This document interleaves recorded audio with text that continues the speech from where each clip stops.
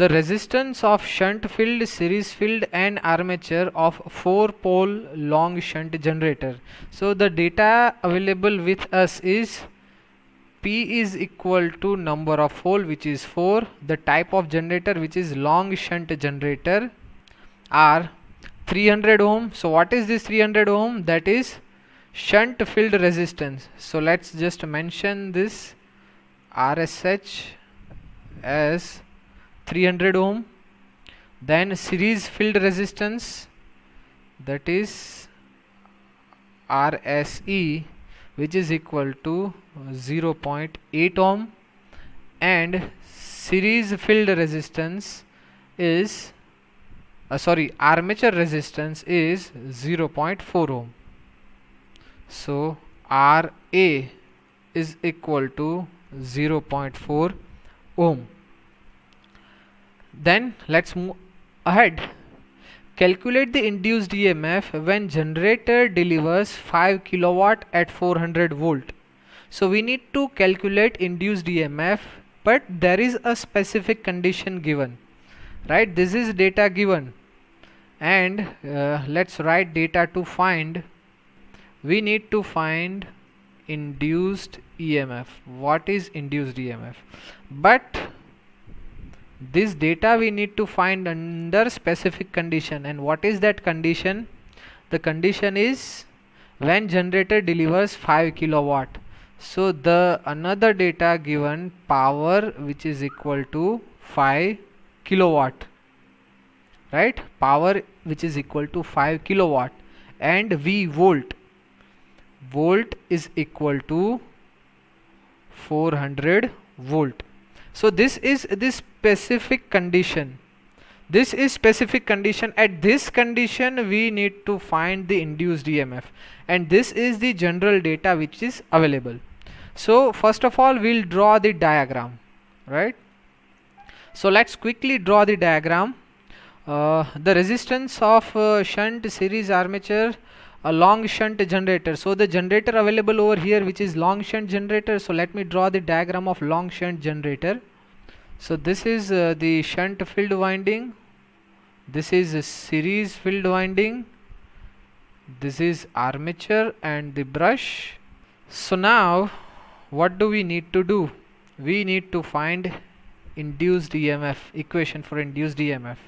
So for sake of practice, right, to do practice, let's just draw equivalent circuit for this also, right?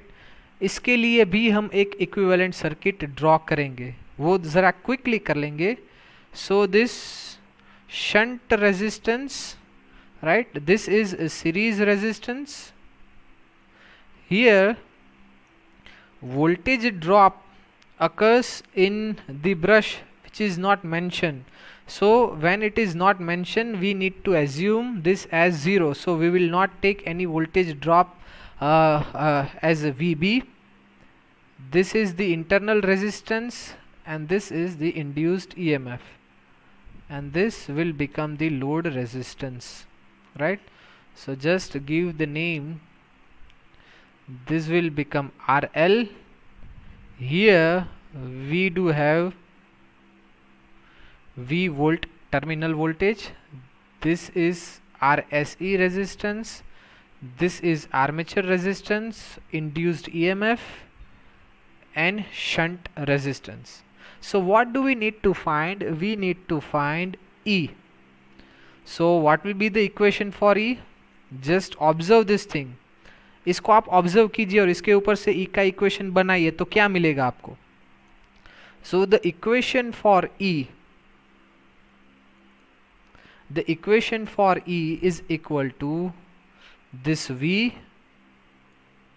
plus voltage drop across this RSE resistance. यहाँ से जो current flow होगा, the current flowing through this is IA. So IA RSE plus voltage drop occurs in this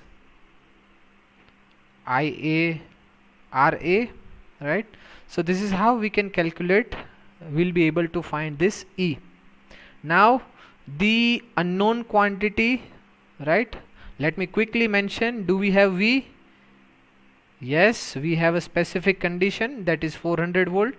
Do we have RSE? Yes, here we do have RSE resistance. Do we have RA resistance? Yes, we do have RA resistance. Now, do we have armature current? No, armature current is not available. So we need to find armature current. This is also the armature current. So to find induced EMF, first we need to find armature current. So let's find the first armature current. So from this image, see here, armature current is the current which induced in armature. So this is the armature current flowing up to this point. But from this point, this current is divided into two. So these are the two ways in which current is divided. This current is known as IL and this current is known as ISH. So we can write that IA is equal to IL plus ISH. So do we have the value of IL? No, we don't have. So how we can calculate the IL? So first of all, we'll go and calculate IL. So let's calculate IL. So to calculate IL,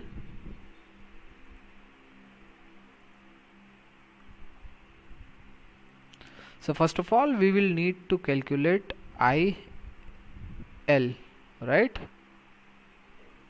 So how we can calculate IL?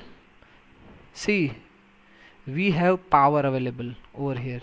So from this power equation, whatever we have did in our last example, we can do the same thing, right? So we can calculate IL from that. P is equal to V into I, where I is IL.